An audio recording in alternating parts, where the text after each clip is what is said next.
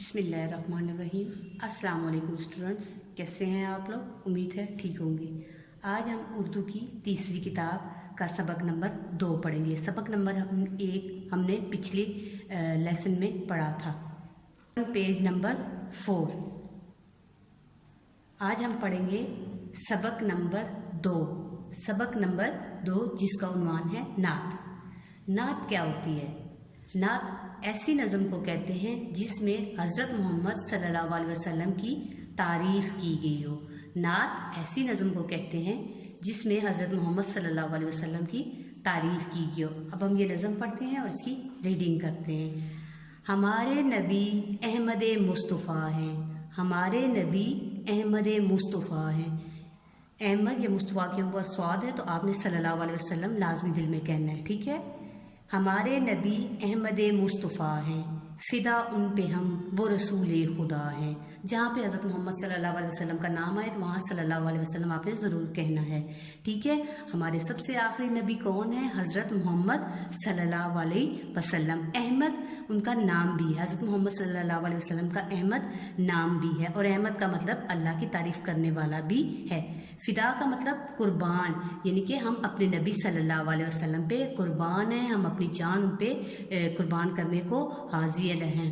वो रसूल खुदा हैं, वो खुदा के भेजे हुए रसूल हैं। अल्लाह ताला ने उन्हें अपना रसूल बना के भेजा है। अपनी हम तक जो अल्लाह ताला की तालीमात पहुँची हैं वो रसूलों के ज़रिए पहुँची। और सबसे आखिरी नबी कौन से हैं? हज़रत मोहम्मद सल्लल्लाहु अलैहि वसल्लम हैं। खुदा की अताअत है, उनकी अताअत खुदा तक पहुँचने का वो रास्ता है। यानी कि खुदा की अताअत क्या है कि हम हज़रत मोहम्मद सल्लल्लाहु अलैहि वसल्लम की अताअत करें। हज़रत मोहम्मद सल्लल्लाहु अलैहि वसल्लम जो भी कहते हैं वो खुदा के हुक्म से कहते हैं। हदीस शरीफ में है, जिसने रसूल की अताअत की उसने अल्लाह ताला की अताअत की। रसूल अपनी ज़ुबान से कुछ भी नहीं कहते बल्कि वो अल्लाह के हुक्म से हर बात बताते हैं। तो हम खुदा तक कैसे पहुंच सकते हैं? खुदा हमें नज़र तो नहीं आता बेटा, अल्लाह ताला हमें नज़र नहीं आते, लेकिन अल्लाह ताला की जितनी भी तालीमात हैं वो हमें नबी सल्लल्लाहु अलैहि वसल्लम के ज़रिए मिली हैं। तो हमें क्या करना चाहिए? हमें उन तालीमात पे अमल करना चाहिए ताकि हम खुदा के करीब हो सकें, ठीक है। उन्हीं से मिली है दीन और ईमान की दौलत, उन्हीं से मिली है दीन और ईमान की दौलत, उन्हीं पे दिलो जान से हम फिदा हैं।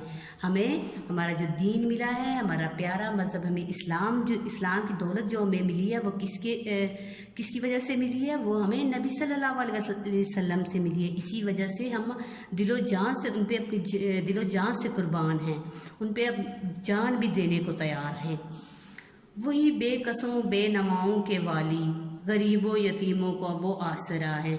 जो लोग बेसहारा होते थे, बेमज़लूम होते थे मज़लूम होते थे तो हज़रत मोहम्मद सल्लल्लाहु अलैहि वसल्लम उनका आसरा होते थे, उनका ख्याल रखते थे। वो गरीबों का ख्याल रखते थे, वो यतीमों का ख्याल रखते थे, वो सबके साथ नेकी के साथ पेश आते थे, ठीक है।